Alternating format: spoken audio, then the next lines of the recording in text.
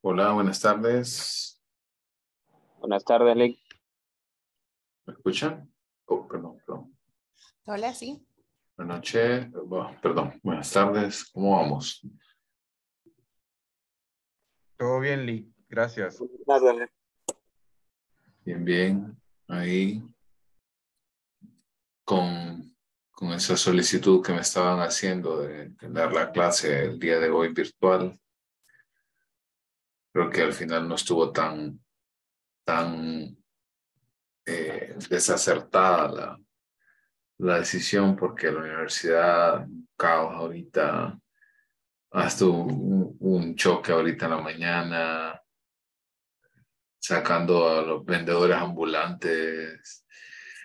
Si ustedes viven por la zona del centro, el Chile tomado, bueno, desastre. Un desastre Tegucigalpa, pero bueno. A mí me costó ingresar hoy a Tegucigalpa por Carrizal. Estuve 45 minutos para ingresar a Tegucigalpa. ¿Y por qué? No sé. Había una rastra ahí que estaba media estacionada, estaba mal creo que es la 21 esa colonia, no recuerdo. Sí, hubo un desastre. Bueno, hoy los del Chile eran transportistas. No sé exactamente qué estaban pidiendo, pero ¿qué les puedo decir? Y cualquier objetivo, cualquier motivo es bueno. Okay. Voy a ir pidiéndoles que vayan encendiendo la cámara porque hoy quiero hacerles algunas preguntas sobre la autoaplicación eh, de MPI.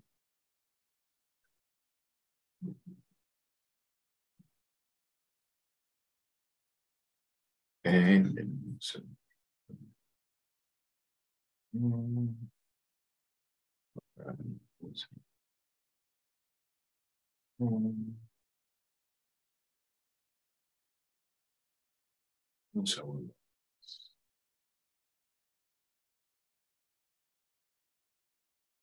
Está conectando.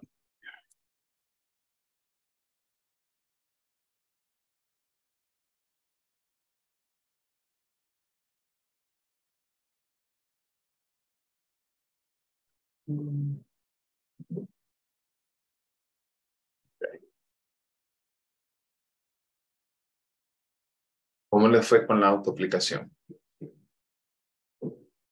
¿Alguien tuvo alguna dificultad, algún problema? ¿No? De mi parte, todo bien.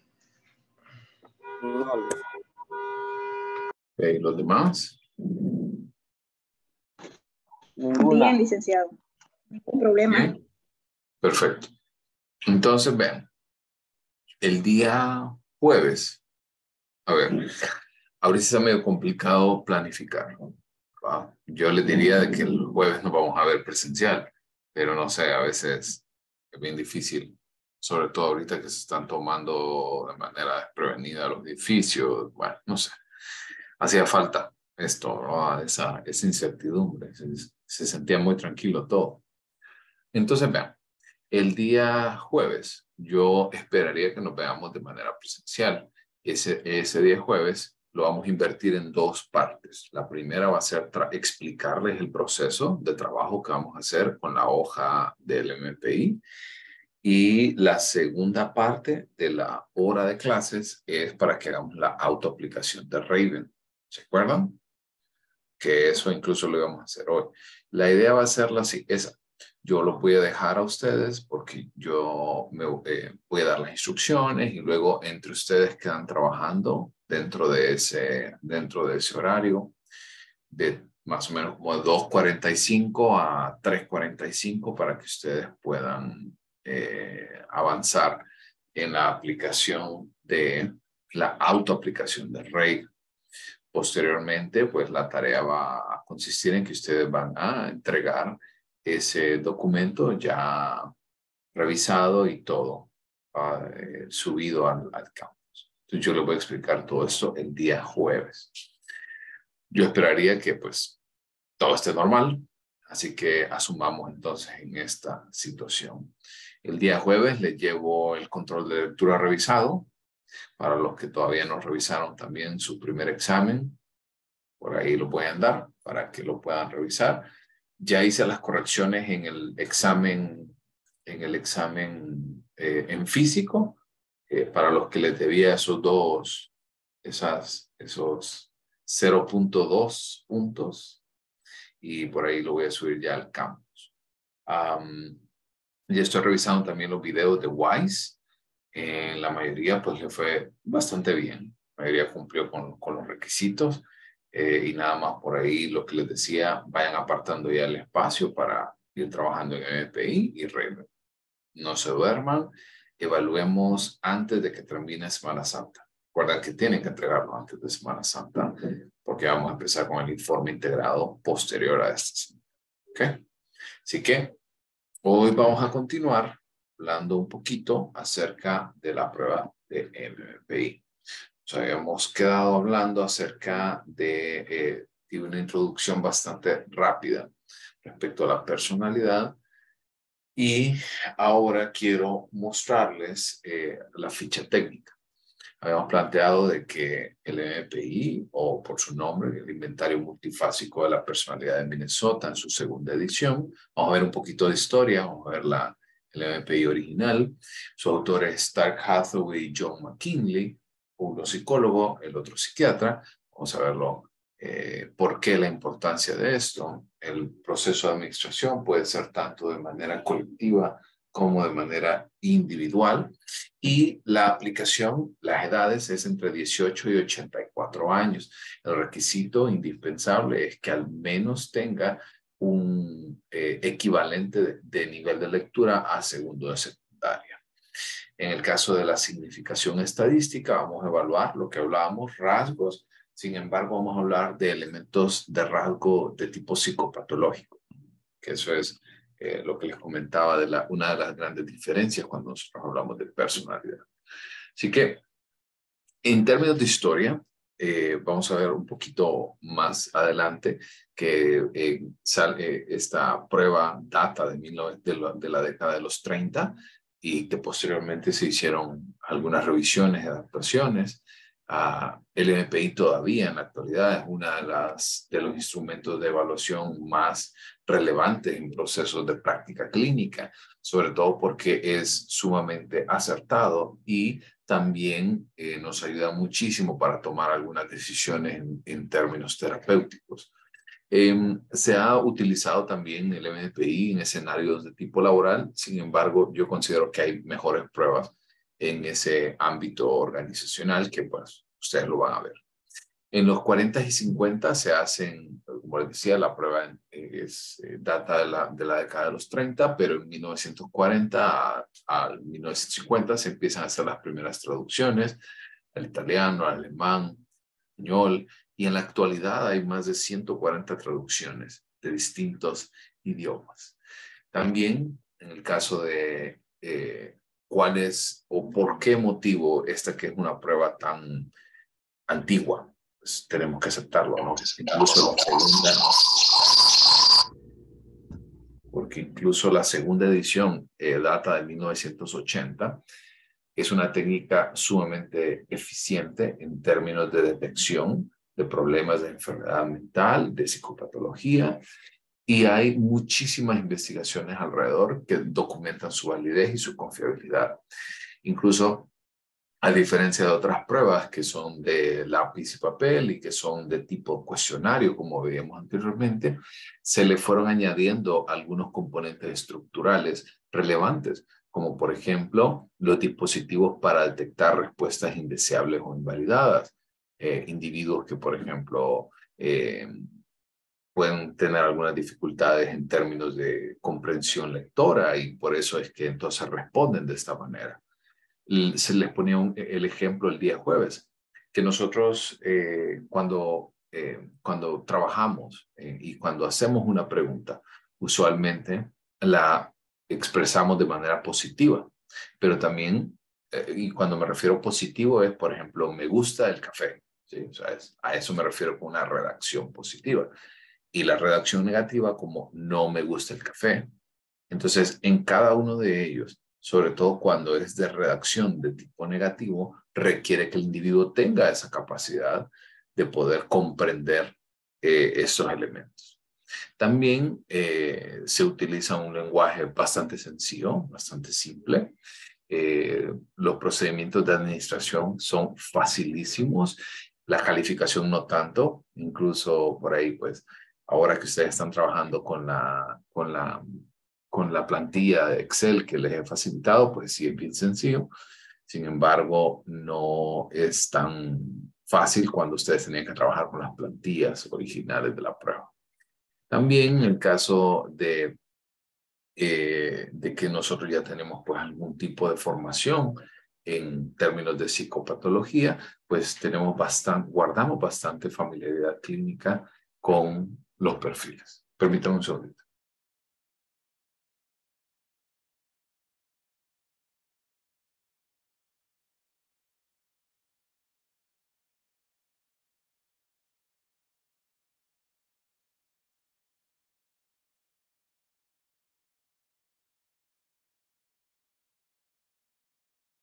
Okay.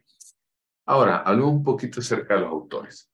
En el caso de Stark Hathaway, que es el psicólogo, y Charles McKinley, que es el psiquiatra, ambos desarrollaron esta prueba. ¿Y cuál es una de las grandes diferencias de esta prueba con respecto al resto?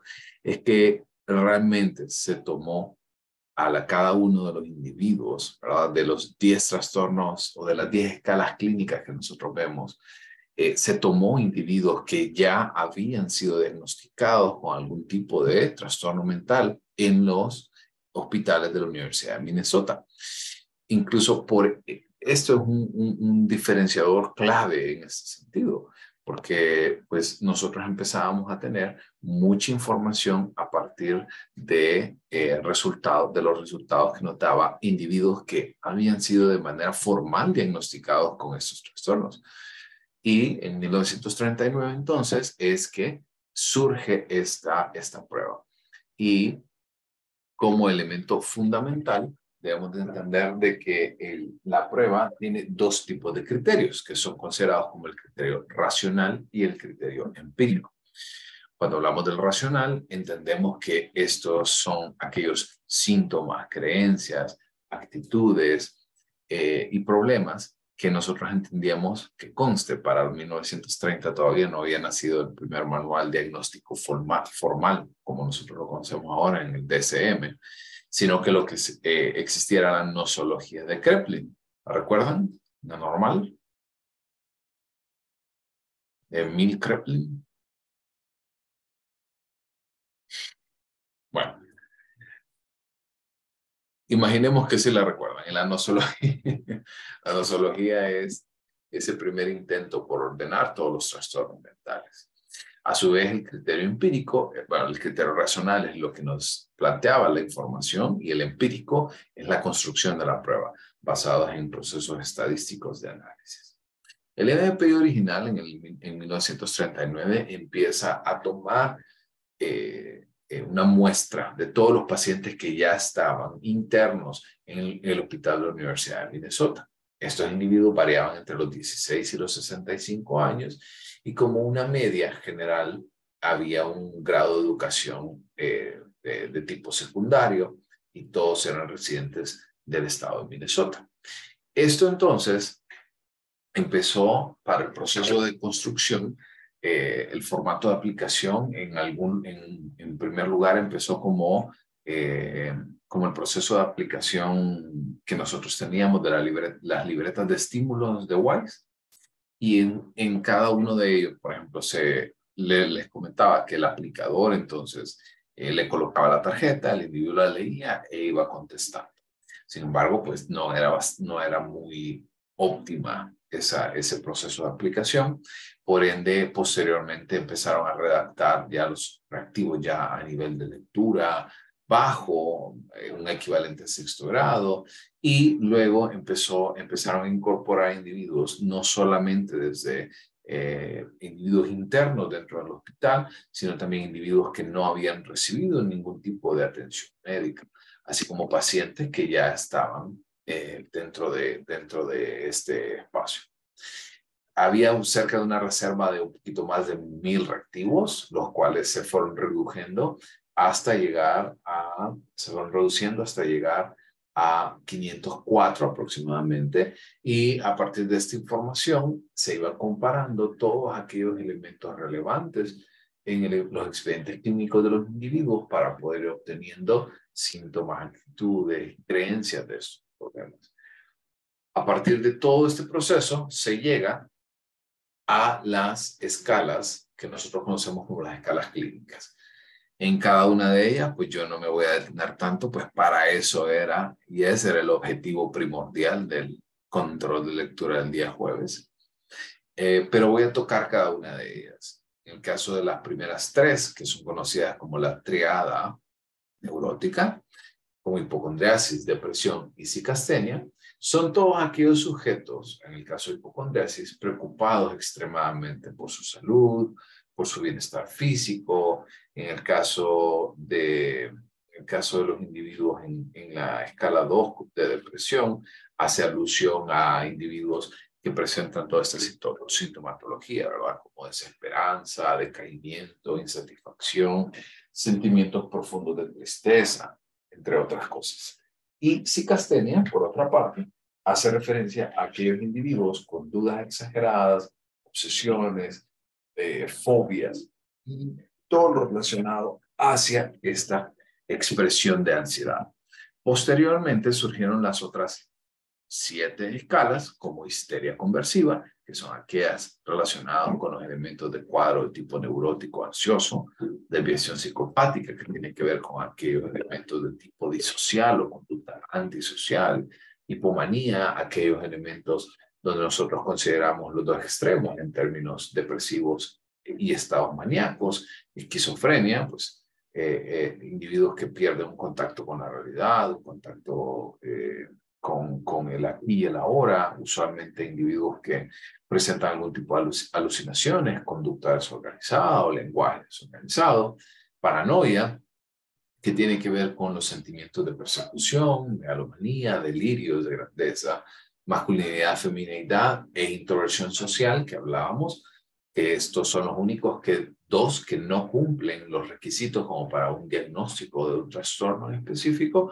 sino bien que plantea las posturas en términos de estereotipos de género, en el caso de masculinidad, feminidad, funciones, elementos que un hombre o una mujer debería cumplir. En el caso de introversión social tenemos los 2, introversión y extroversión. A partir de ello, lo que hablábamos, existe una correlación estadísticamente significativa entre las 3 escalas primordiales, que es hipocondriasis, depresión e histeria, las cuales se llaman la triada neurótica. Generalmente, cuando nosotros tenemos puntuaciones altas en una de ellas, generalmente tenemos también la puntuación alta en alguna de las otras 2. Y en el caso de las escalas de paranoia, psicastenia y esquizofrenia, se conoce como la triada psicótica y cumple con los mismos valores que acabo de mencionar. Usualmente una tendencia a mostrar puntuaciones elevadas. Algunos autores incluyen la escala de hipomanía y la denominan como la tetrada psicótica. Además de estas 10 escalas clínicas, tenemos 3 indicadores clásicos de validez que son conocidos como la escala de no puedo decir o no sé, que es el número de reactivos que un individuo deja sin contestar. Vamos a verlo la próxima semana con mayor detenimiento, pero quiero darles como una pasadita rápida en este sentido. La primera escala, que es la escala no puedo decir o no sé, que es aquellos reactivos que no ha contestado el individuo. Hablábamos que pues de repente hay algunos que sí pues no los pueden responder porque simplemente no se apegan a su realidad. Luego tenemos la escala de mentira o la escala L, que es la tendencia que tiene un individuo a no aceptar fallas individuales o fallas personales acerca de su propia personalidad.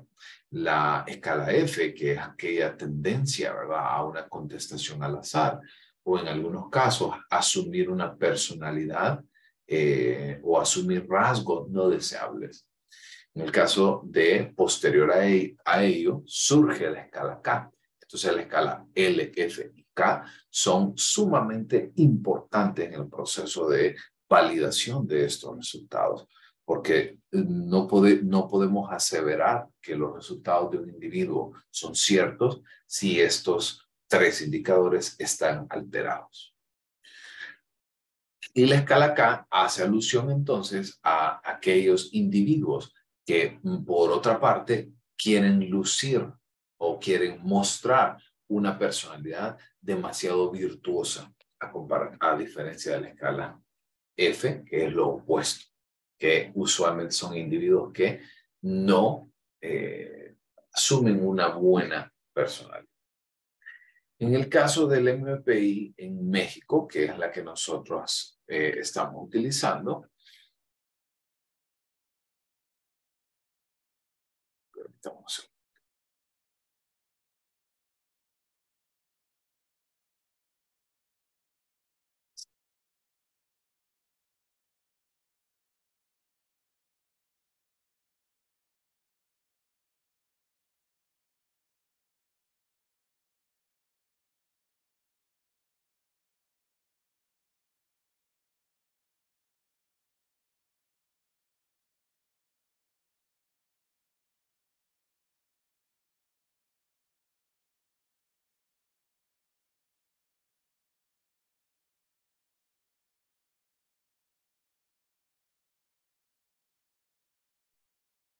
Licenciado, no sé si ¿Sí? estará hablando, pero no escucho. No, perdón. Bueno. Gracias.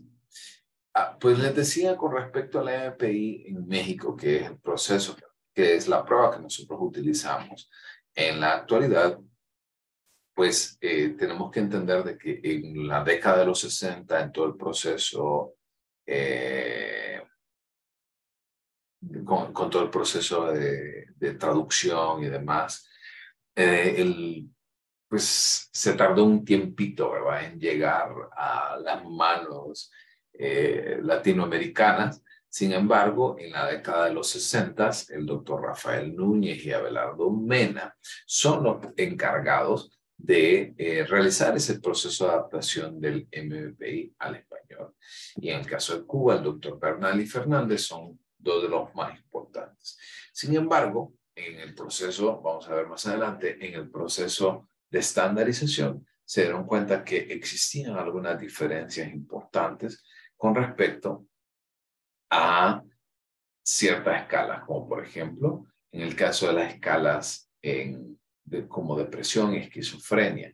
Generalmente, cuando lo comparábamos con la muestra original, obteníamos resultados más elevados. En el caso de las mujeres, generalmente también en el caso de la escala masculinidad y feminidad, obtenían resultados más altos. Algunos de los antecedentes relevantes en cuanto al uso del NPI es que cuando nosotros hablamos de este proceso de aplicación, vamos a entender que algunos individuos, generalmente mujeres, tendrían a tener resultados distintos, ¿verdad?, a los cuales, a los de la prueba original, e incluso en algunos casos llegó a realizarse una nueva versión del MPI que es conocida como el Minimult o una versión abreviada, y esto hace que todas las escalas pierdan un poquito de valor. Solo regálame un segundito, perdón.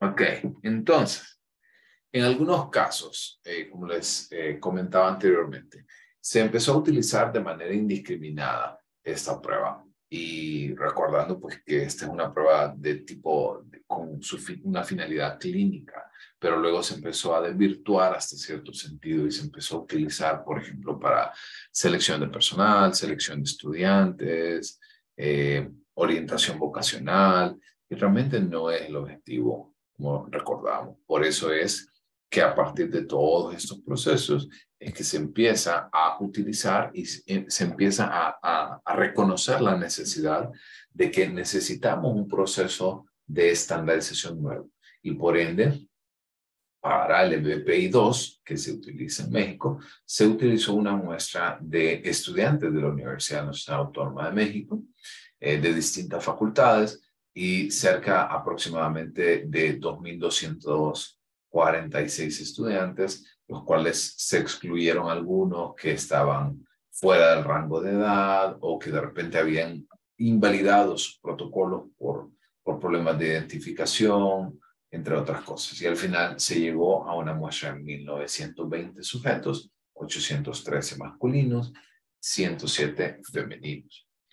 Dentro de ese proceso, algunos de los elementos o algunas de las personas que estuvieron a cargo del proceso de aplicación fue la doctora Emilia Lucio e Isabel Reyes, que incluso dentro de esta autora es quien, si ustedes han verificado la carpeta que yo les he facilitado, ahí está la información sobre el manual de interpretación de la doctora Emilia Lucio, que todavía en la actualidad se está utilizando.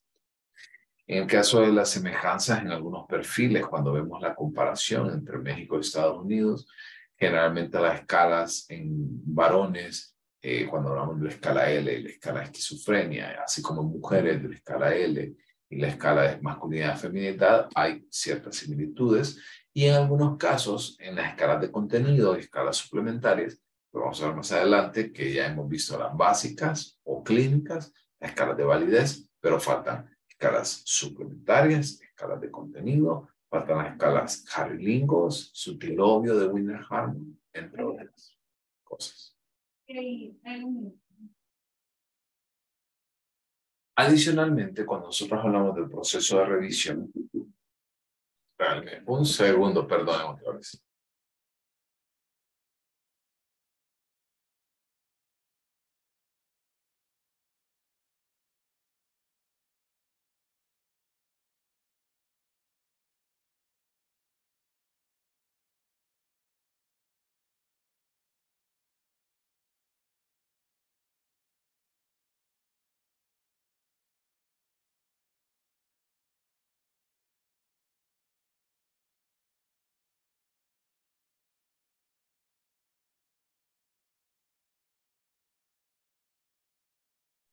Regálenme un segundito, pero me voy a tener que mover, de donde estoy. Regálenme un segundo.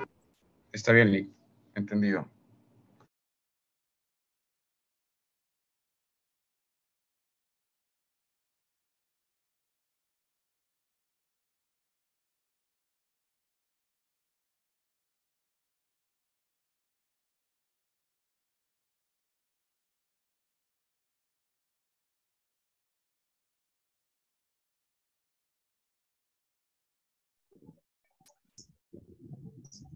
Apaga la cámara todavía.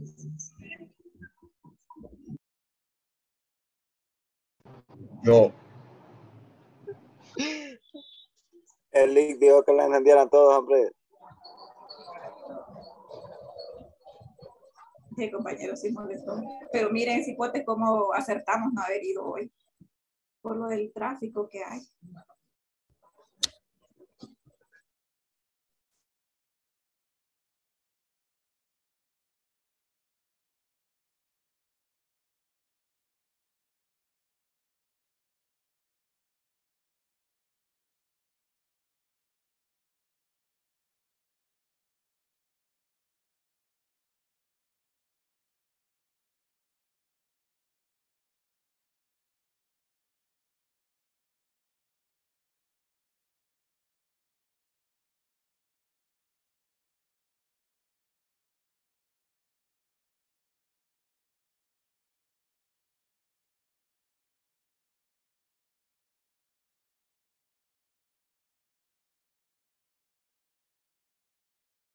Estoy con sueño.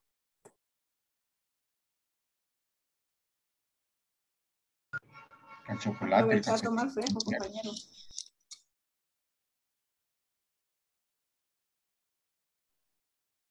Tomé el café. Ayer me quedé dormido en la clase de la Ley González.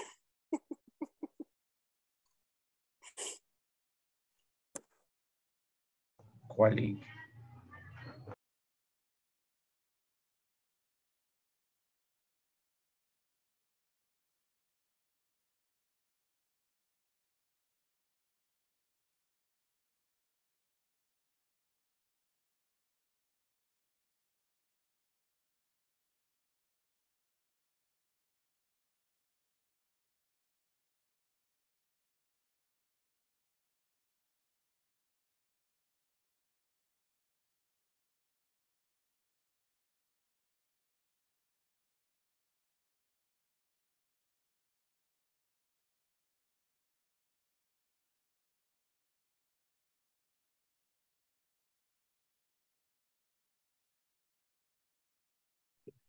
Ok, sigamos. En el caso de el proceso de revisión que hablábamos, en 1980, que este es el que les estaba diciendo, que es el que nosotros estamos utilizando en la actualidad, entra dos autores sumamente importantes que se llaman James Butcher, que incluso James Butcher fue el encargado de hacer el proceso de adaptación original de MPI-2 en Estados Unidos. Y Grant Dahlstrom son las personas encargadas que en 1982 son los encargados del proceso de reestandarización de MPI. Posteriormente, en 1986, se realiza otro proceso de revisión y finalmente en 1989 es que ya nace el MPI 2 como tal, que es el que estamos utilizando. Adicionalmente, les había comentado que casi ya a finales de la década de los 80 nace el MPI adolescente, el MPI para individuos que puedan, como hablábamos anteriormente, que no lleguen hasta los 18 años de edad. En el proceso de reestandarización, se hicieron dos tipos de formas, cuando hablamos, o dos tipos de folletos de respuestas, la forma A, que es AX, que es el de adulto experimental, y el de adolescentes experimental. Por ahí no me voy a detener tanto en esto, porque la verdad es que no es algo tan relevante en este sentido. Sin embargo, voy a mostrarles que en el proceso de reestandarización, el objetivo más importante era redactar la información de manera más refinada, modificarlo, porque si ustedes creen que ahora, lo que hacíamos la revisión del cuadernillo de preguntas, que ahora en la actualidad, pues hay algunas cosas que quizás no están como tan adaptadas a nuestra actualidad, imagínense con unos reactivos de 1930. O sea, cerca de 60 años de diferencia entre un espacio y otro, y obviamente esto hacía que la redacción fuera un tanto, pues, anticuada. También empezaron a cubrirse nuevas áreas de contenido, aparecen las nuevas escalas, las escalas suplementarias en las escalas de contenido, e incluso en las escalas de validez, porque hablábamos de que las escalas suplementarias forman parte a partir del reactivo 371 para poder entonces evaluar que las personas hayan tenido este control y esta atención a lo largo del proceso.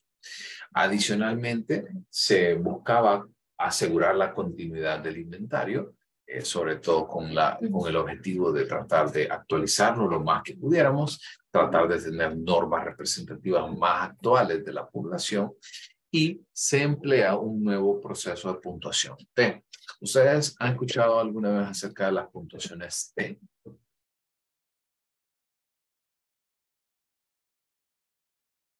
No, Creo que ¿No? le escuché en métodos, Perdón. en Ahora, uno de ahora los sí. métodos. ¿Perdón? ¿Tobias?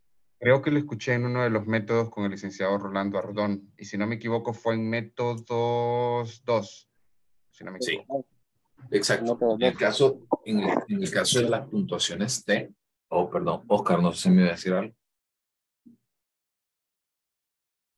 No, lo mismo que con el entorno. Muy bien. Entonces, vean, Cuando nosotros hablamos de de las puntuaciones T, tenemos que entender que las puntuaciones T son muy parecidas a las puntuaciones escalares que nosotros vimos en WISE, en WISC, en WIPSI. La ventaja que nos da esta prueba de las puntuaciones T es que son pruebas que permanecen a través de distintas pruebas. Por ponerle un ejemplo. Nosotros entendemos que un puntaje de 10 en información es el mismo en WIPSI, en WISC y en WISE, pero es la misma prueba. La ventaja de las puntuaciones T es que una puntuación T de 60 es lo mismo en MPI, que en Raven, que en PMA, entre otras, porque al final esa puntuación T lo que habla es un proceso de estandarización entre todas las pruebas, o sea, interprueba, no solamente a lo interno de cada una de ellas, sino en distintos elementos.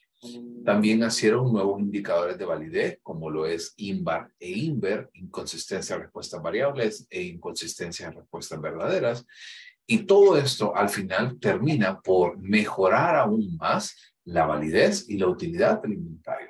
Esta prueba de MPI es, como les decía el jueves pasado, es la mejor prueba que existe para poder detectar este tipo de patrones psicopatológicos en los individuos. En el caso de la muestra que se utiliza para el MPI-2 en 1989 es cerca de 2.600 individuos, algunas variaciones en términos de sexo, pero sobre todo lo interesante es, me adelanto un poquito, es este cuadrito que quiero que puedan observar. Este es un cuadro que tiene, no lo pude encontrar la traducción. Y por eso es que por ahí pueden encontrar como un poquito las diferencias, pero se voy a rayar. Aquí el nombre de las escalas, ¿no? Son exactamente las mismas. LFK, hipocondriasis, depresión, histeria, desviación psicopática, masculinidad, feminidad, paranoia, psicastenia, esquizofrenia, hipomanía e introversión social. Son exactamente las mismas. Entonces, lo interesante de eso, quiero que observen, es que para la mayoría de estos individuos, la gran parte de ítems que sobrevivieron, digamos, de la versión original a la versión actual, o sea, la versión número 2, solamente pues un poquito menos de 15 activos fueron completamente anulados, que ya no están. Y por ahí, cerca de, estamos hablando de más o menos unos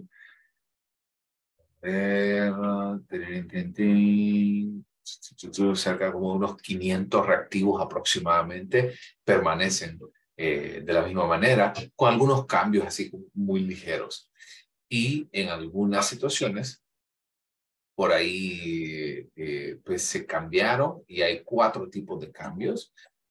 Por ejemplo, el primero de ellos es que se pudo eliminar la posible terminología sexista, porque si ustedes recuerdan lo que hablábamos de, me gustan las revistas de mecánica, ¿verdad? Es el primer ítem. O sea, por ahí se fueron eliminando algunos otros ítems de esta naturaleza, o se fueron cambiando, por ejemplo, cuando hablábamos en su uso, se fueron modernizando. También el cambio de tipo C hace referencia a una clarificación gramatical, por ejemplo, porque eran muy ambiguos. Y en el caso de, el cambio de tipo D, generalmente son individuos que se simplificó mucho más. Así que en el caso del MPI original y el MPI 2, en aquel momento eran 566 reactivos, ahora son 567.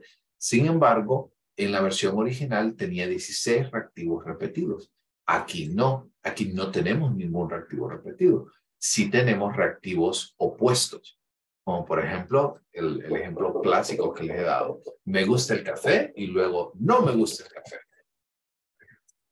Así que para que ustedes lo vayan considerando, incluso cuando veamos la estructura de INVAR y de INVER, vamos a ver este tipo de reactivos porque son pares, trabajan en pares.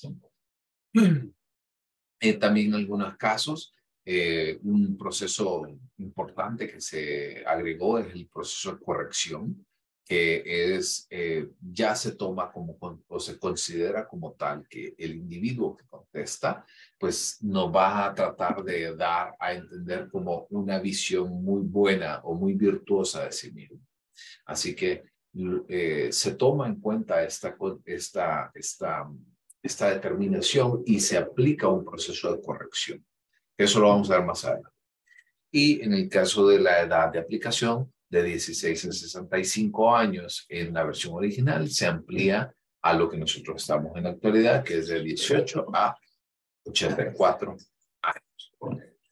Por ende, el MPI-2 trata de evaluar todos los trastornos de personalidad desde el espectro de rasgos y desórdenes emocionales, haciendo referencia a algunos rasgos ya muy particulares, muy personales, hacia también otras situaciones de tipo personal, donde la persona o el individuo está pasando por alguna dificultad. Nos va a ayudar a proporcionar puntuaciones, perfiles, que usualmente nos ayudan a generar un proceso de interpretación de la prueba mucho más acertado. Y quiero hacer una pregunta. ¿Alguna vez ustedes han escuchado en Psicodiagnóstico 2? Se los explico constantemente esto. ¿Alguna vez alguno podría explicarme cuál es la diferencia entre un rasgo y un estado?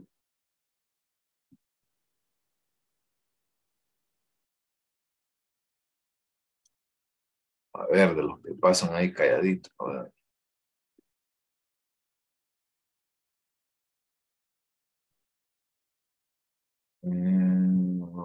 Ana Gómez. Sí, Lick, dígame. ¿Cuál es la para usted, cuál es la diferencia entre un rasgo y un estado? El rasgo creo que es algo que nos pues, puede expresar más físicamente que un estado, porque el estado puede ser pasajero también. Exactamente, esa es una de las diferencias claves. Usualmente el estado, como bien lo están observando, el estado es un proceso transitorio. A ver, todos nos sentimos tristes en algún momento de nuestras vidas. Todos podemos llegar a tener algún tipo de síntoma asociado con ansiedad, con depresión, con ansiedad por enfermedad, con trastornos de tipo neurótico. Todos, en algún momento de nuestra vida vamos a mostrar algún tipo de rasgo asociado a esto, pero es transitorio. Eso quiere decir, es un estado que va a pasar. Pero cuando nosotros hablamos de un rasgo, generalmente es más estable y duradero a través del tiempo. Así que tenemos que ir entendiendo esta diferencia, porque en algunos casos podemos encontrar a los individuos con rasgos de tipo depresivo y otras personas que estén pasando por un estado depresivo. Eso nos va a ayudar sobre todo a entender ese proceso para llegar a un diagnóstico acertado. Esto, pues, resumen de lo que ya habíamos visto y llegamos entonces a la estructura ya como tal de la prueba. Quiero aprovechar para preguntar si todo hasta este momento está claro.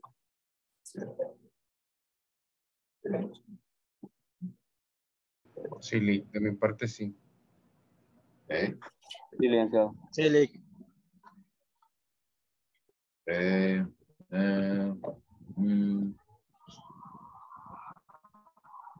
Muy bien.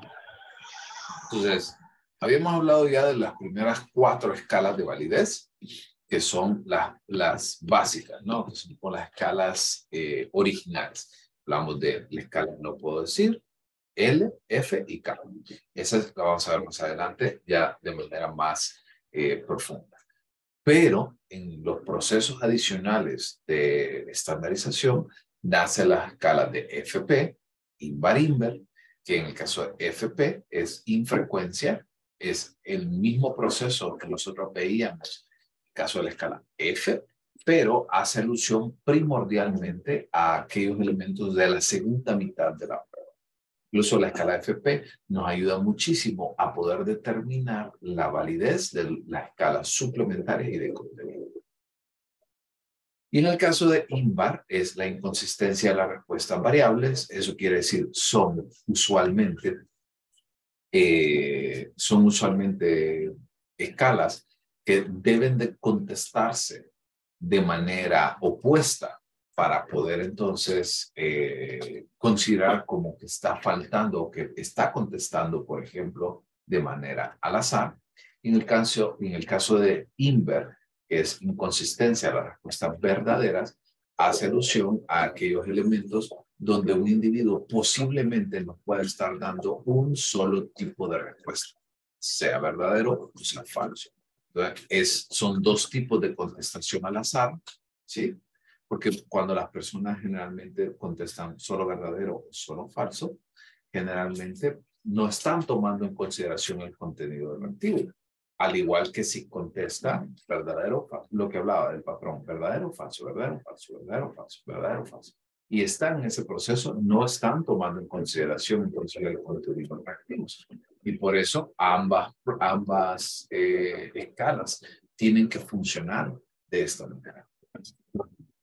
Algo importante que les quiero comentar es que nosotros no podemos interpretar estas pruebas de manera aislada. Repito, no podemos interpretar estas escalas de manera aislada. Todas estas 7 que ustedes están viendo acá, tienen que interpretarse en conjunto. ¿Ok? Claro que vamos a encontrar, por ejemplo, que si usted se va al manual, va a encontrar, por ejemplo, si usted sacó 80 en la escala F, tiene este significado. Y si usted sacó en la escala L 50, tiene este significado. Pero para que tenga un sentido lógico, tenemos que interpretarlo todo a partir de ese conjunto. ¿Cómo juega todo al mismo tiempo? En el caso de las escalas, habíamos hablado de las escalas básicas o clínicas. Me adelanto a la siguiente, que son las escalas suplementarias. En el caso de las escalas suplementarias, tienen un proceso un poquito distinto, digamos, en ese sentido. En el sentido de que no se interpretan de la misma manera que se interpretan las básicas, sino que aquí van a interesarnos sobre todo aquellas escalas que pueden estar sumergidas o elevadas. En el caso de las escalas suplementarias, pregunta de control de lectura: ¿para qué sirven las escalas suplementarias? Para ayudar en el proceso de interpretación de las escalas clínicas o básicas, sobre todo porque nos ayuda a evaluar algunos otros elementos o problemas o trastornos clínicos. Por ejemplo, algunas escalas que pueden estar muy asociadas, por ejemplo, pueden ser ansiedad, cuando nosotros pensamos en todo el espectro neurótico, fuerza del yo, represión, alcoholismo de McAndrew, que habla o hace referencia realmente a todo lo relacionado con esas tendencias a poder desarrollar algún tipo de abuso de sustancias, hostilidad reprimida, que hace referencia a los propios mecanismos de defensa, dominancia, responsabilidad social, desajuste profesional o el descontento que puede mostrar el individuo en términos laborales, los roles según su propio género y en algunos casos también que se ha sufrido de algún tipo de trastorno, algún tipo de dificultad, puede hacer alusión a los trastornos postraumáticos frente a situaciones de estrés. Y adicionalmente tenemos las escalas de contenido. No estoy viéndolas tan a fondo porque lo vamos a ver más la otra semana. Y es más, ¿saben qué? Lo voy a preparar y quiero que se vayan bien preparados porque yo les puedo preguntar a cada uno de ustedes ahí en in situ. Orlando, a ver, explíqueme tal escala. Entonces, por eso requiero que ya ustedes ya tengan esta información bien grabada en el disco duro superior. Pero verbal. Entonces, vean, cuando hablamos de las escalas de contenido, son otro tipo de escalas muy parecidas a las suplementarias que ayudan a evaluar también otro aspecto. En el caso de las escalas de contenido, nosotros tenemos 16 en específico que se dividen a su vez en 4 áreas clínicas. Como por ejemplo, en el primer grupo o primer área clínica es síntomas o tensiones internos, que hace referencia a elementos de ansiedad, miedo, obsesiones, depresión, preocupación por la salud y delirios. La segunda división es los elementos de tendencias agresivas externas, como enojo, cinismo, prácticas antisociales y personalidad tipo A. ¿Cuál era el tipo A? ¿Recuerdan? Los trastornos de personalidad tipo A.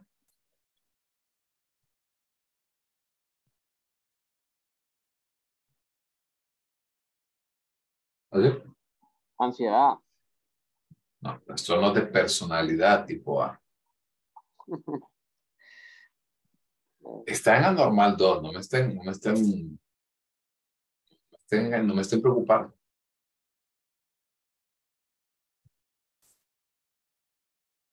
Soy típico.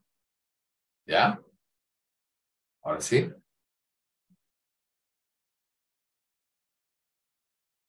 Ok. A eso hacemos referencia a los trastornos de personalidad tipo A. En el caso del tercer grupo o el tercer área clínica, que son las autoconcepciones negativas, BAE hace referencia a baja autoestima. Y finalmente, en el caso de áreas de problemas generales, cuarta área clínica, hace referencia a introversión social, problemas familiares, rechazo al tratamiento y dificultades en el trabajo. Todo esto nos permite entonces poder generar esta condición y llegar al punto donde yo quiero llegar, que ya es el proceso general de aplicación. ¿Ok? Importante para que, antes de tocar los elementos de aplicación, quiero preguntarles si hasta aquí todo bien. ¿Todo claro?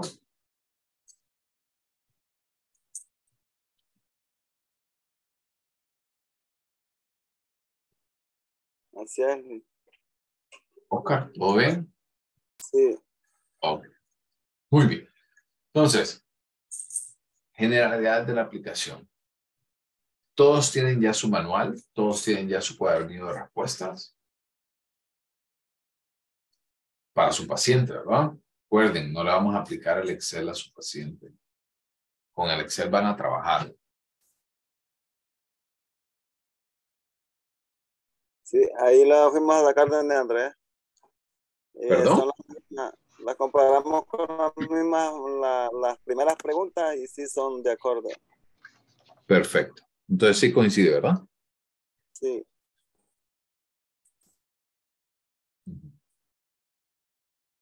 Ok.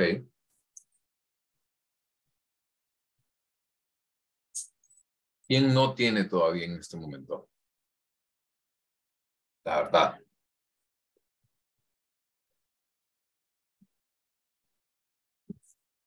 Se preguntaba aquí. ¿Todo bien?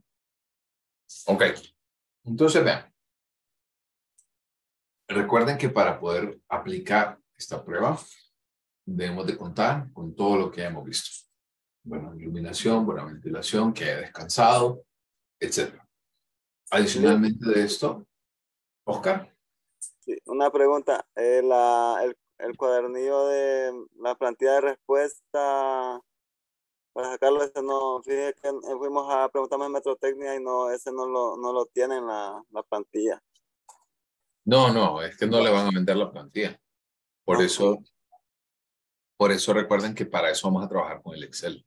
Ajá. Es que solo la plantilla como tal, para calificar, no se la van a vender en ninguna parte. La van a vender la prueba completa. Y no creo que es muy barato. ¿Estamos? Listo. Ok. Entonces, con respecto al Excel, tenemos que recordar algo. Eso es lo que yo les voy a explicar el día jueves. Pero importante que ustedes manejen ya todos los procesos de aplicación. ¿Por qué nosotros estamos aplicando esta prueba? Pregunta. ¿Qué es lo que nosotros queremos conocer de nuestro paciente? Está diseñado para conseguir el conocimiento de personalidad. Esa es una explicación muy lógica, ¿verdad? No le vamos a decir, es que lo que quiero conocer es todos sus aspectos psicopatológicos. No. Aunque todos sabemos de que eso es lo que estamos evaluando, no es algo que nosotros le vamos a pedir y lo vamos a explicar de esta manera. Entonces podemos explicarnos, ahorrar esa explicación adicional diciendo que vamos a evaluar los elementos de la personalidad. ¿Sí? Sí, porque creo que si le decimos todos los detalles que vamos a evaluar, van a empezar a omitir un montón de respuestas. Exactamente. Así que expliquemos bien las instrucciones. Recuerden, la instrucción, yo les había dado esto, cómo se dice la consigna. Ustedes llevan el cuadernillo de respuestas de su paciente que tiene en la primera parte la hoja de instrucciones y luego todas las demás preguntas. Pero usted también lleva una copia, ¿verdad? de las instrucciones y usted las lee con él. Las lee, le pide de que le acompañe en la lectura y usted va llevando al individuo al proceso de explicar. No le dé solamente lápiz y papel y bueno, ahí vea qué hace. Entonces, recordando toda esta situación. Y adicionalmente, les había comentado que en el caso de, pues, es una prueba bastante larga la aplicación y que a diferencia de WISE, pues no tienen como un rol muy activo, sino que lo que vamos a hacer acá realmente es nada más verificar que el individuo esté contestando apropiadamente, ¿verdad? Entonces, nada más como un comentario, un recordatorio. No quiero ver a nadie con dispositivos electrónicos. Lo que yo quiero y lo que le estoy dando esa facilidad es que usted se lleve un libro, un cuaderno, un manual y esté leyendo entonces durante la aplicación.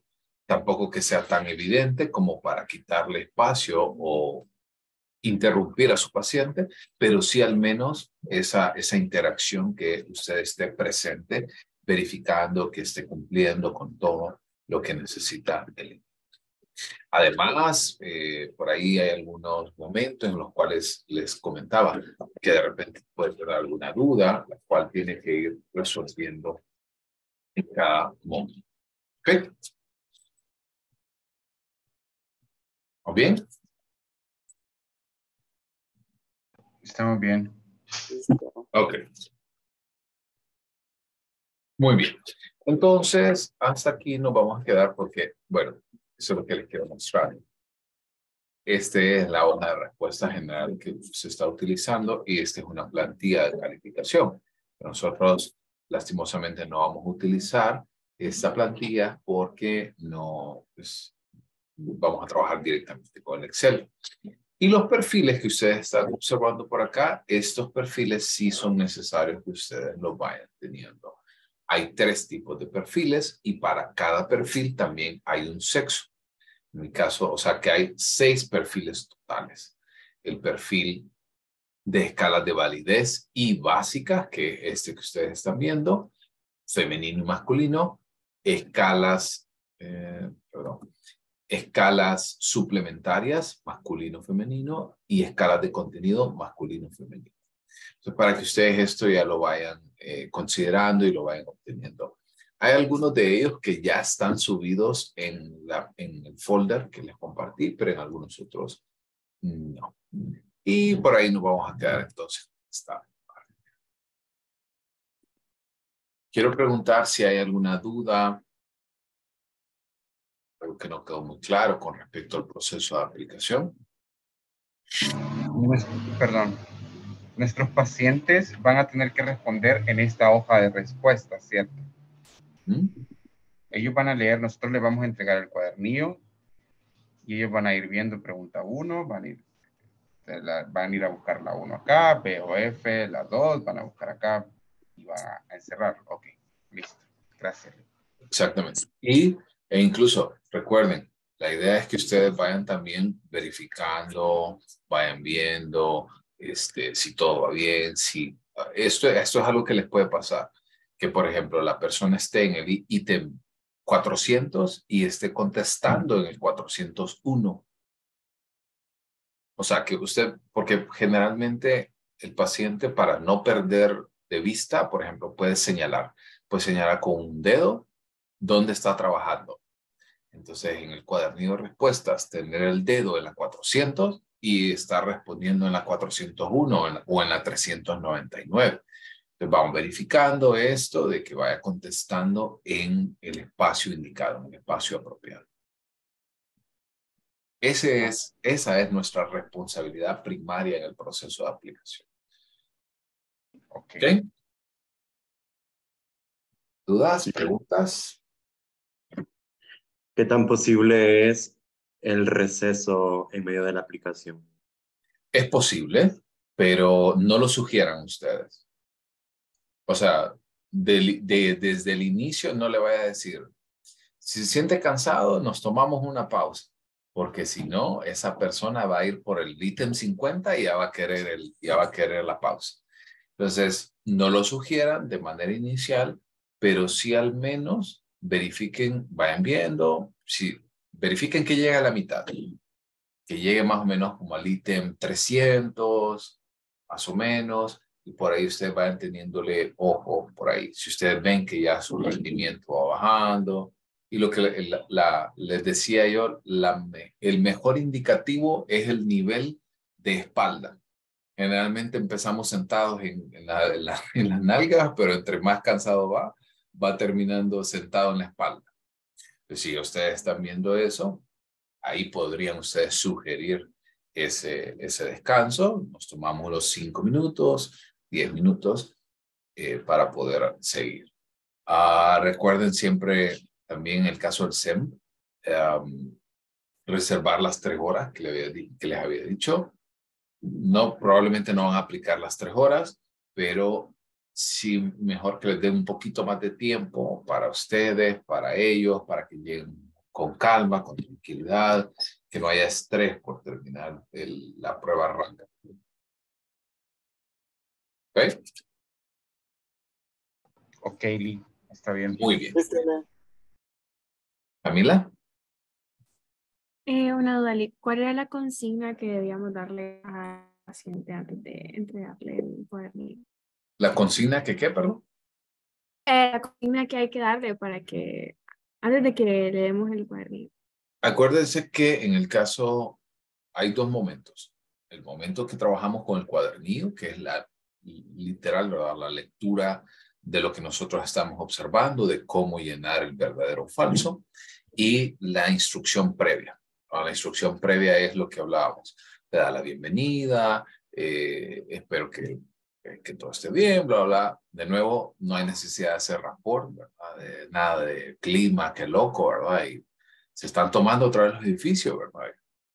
Pasemos esa etapa, vamos directo a la evaluación y entonces le decimos, el motivo por el cual nosotros estamos acá es que vamos a realizar un proceso de evaluación acerca de los aspectos de la personalidad.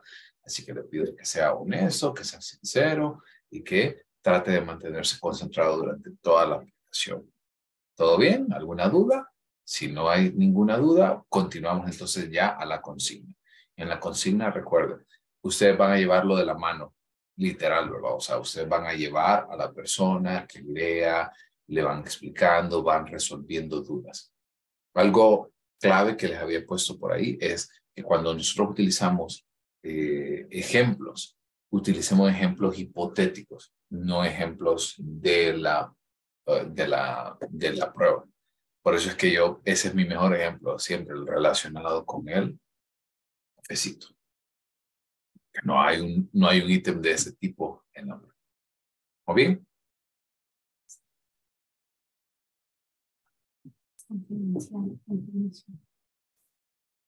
Francis, vi que había levantado la mano. Sí, solo era que aquí se le puede dar lápiz, borrador y todo, ¿verdad? No se les tiene que decir nada si comienzan a borrar o se manchan las páginas y todo eso. Puede llevarlo incluso el borrador, pero generalmente no, casi no lo usan. Casi nunca lo usan. Y esos son los únicos materiales. Eso sí les iba a decir. Lleven 2 lápices al menos. O lleva un sacapuntas, porque generalmente ya después de la mitad de la prueba, ya el lápiz ya está. ¿Se han fijado como esos lápices de niño que viene aprendiendo a escribir, que siempre tiene la punta gastada y que se ve como bien distorsionado cuando escribe? Entonces, generalmente así pasa. Entonces, busquemos como ya sea un sacapunta adicional o un lápiz adicional. ¿Alguien más? Lick, Sí, Carlos. Lick, si un paciente le pide ayuda con respecto a la redacción del ítem, es decir, que no entiende la situación en la cual está reactivo, uno le puede dar una reseña o darle a entender la situación en la que le quiere preguntar en la prueba. Es poco usual, pero es como Bender. ¿Ustedes se acuerdan la consigna de Bender? Que el niño le decía, ¿y lo hago grande o lo hago pequeño? Y usted le respondía, Hazlo lo más parecido que pueda. hacerlo lo más parecido posible. Pero ¿lo hago en una hoja o lo hago lo puedo hacer en varias? Lo más parecido posible. Y así, ¿lo hago arriba o lo hago abajo? Donde querrás, ¿verdad? Pero hacerlo lo más parecido posible. Es muy parecida a la instrucción acá. Usted puede escucharlo, pero generalmente en adultos no pasa. Puede escucharlo, puede aclarar de repente alguna palabra, quizás no está como tan familiarizada la persona. Pero de lo contrario. Ok, gracias. Muy bien. ¿Alguien más? ¿No? ¿Todo bien? El jueves nos vemos de manera virtual otra vez. Pues la idea, yo prefiero verlo presencial, porque recuerdan que vamos a hacer la instrucción de la aplicación colectiva de Raven. Hasta este momento es presencial, pero no sé qué puede pasar el jueves. Así que estén atentos por ahí. No sé si le parece María, creo que estuvo entre ayer y hoy ¿cómo se llama? De puente entre ustedes y yo. Y si ella quisiera continuar de esa manera, por ahí, para que si de repente hay como alguna urgencia, le escribo directamente al correo a ella y que ella comunique con ustedes por WhatsApp. O sea, hasta este momento yo prefiero que lo hagamos de esta manera. Recuerden, vamos a tener 2 momentos. La primera parte es ya el proceso de trabajo de MPI y en segundo lugar, la autoaplicación de Raven. ¿Ok? Y que entonces el jueves sí tendríamos que llevar la compu, ¿verdad? ¿Saben qué? Vamos a omitirlo, porque yo sé que por ahí algunos me dijeron de que se les complicaba. Por lo menos este jueves no, para que cuando la lleven, la utilicemos la utilicemos las 2 horas. Pero este jueves sí necesito que lleven sus hojas de respuesta. Eso sí. O sea, ya sea de autoaplicación o de aplicación. Oscar. Raven, ¿dónde lo puedo conseguir? Andresito creo que lo tiene también ese. Yo le estuve sacando un taller y yo le puedo pasar los materiales a Andrés. Perfecto. En el Hay un caso taller, de...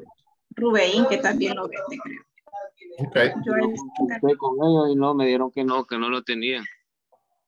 Y en el yo, compañero, yo le voy a pasar los materiales a Andrés porque yo estuve regiendo un taller con Alfonso. Perfecto. O me lo comparto también. O se lo voy a enviar al WhatsApp también. Listo. Ok. Bueno, si no hay entonces dudas, nos veremos el jueves. Estén atentos a su correo electrónico, estén atentos a cualquier situación. Hoy, más que en ningún momento de la formación de la humanidad, podemos negar de que Lick no me di cuenta, porque el correo electrónico lo tiene registrado en 5 dispositivos distintos, una laptop, en el iPad, en el celular de su novio, de su novia, de su esposo, lo que sea. O sea, estén pendientes. En el Apple Watch, en el donde sea. Entonces, no hay excusa de que no vi el correo. Lick, Okay. lo único que yo estuve viendo los baremos, lo tengo con los baremos hondureños. ¿De Raven? Ajá. Sí, no hay problema. Igual, yo eso lo vamos a ver más adelante. Ok. Lo que me urge para el jueves es la hoja de respuestas y el manual de aplicación, ¿verdad? O sea, el cuadernillo de estímulos de Raven. Sí. Bueno. Listo, ma. Bueno, pórtense bien y nos vemos el jueves. Gracias. Gracias, Lick. Gracias, licenciado. Gracias, Lick. Nos vemos. Bye. Buenas tardes a todos. Buenas tardes.